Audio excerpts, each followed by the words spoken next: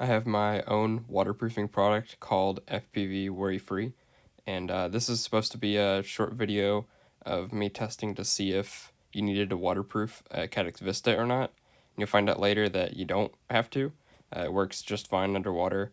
But if you're interested in the waterproofing product to waterproof your flight controllers and ESCs, etc., you can find it in the description to some websites or a bunch of Instagram accounts from Canada, Europe, Australia, pretty much a lot of places I could find.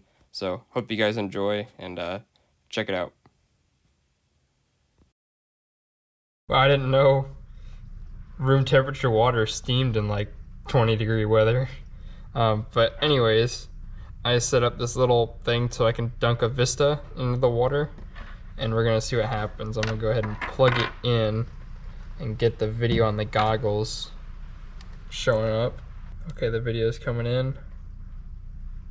Okay, so now I got video. We're gonna click record. Here we go.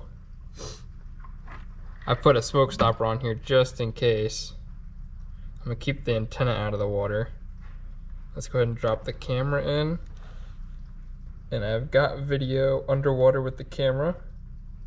Video's still fine. I'm getting ready to dunk the Vista in. Okay, Vista's in the water.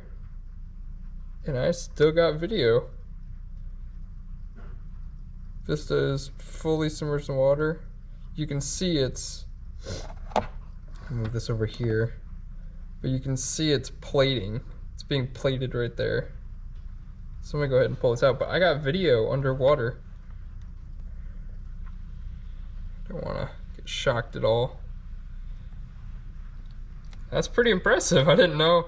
So there you go, guys. And then out of the water, Vista is just fine. It's still looking, there's setup.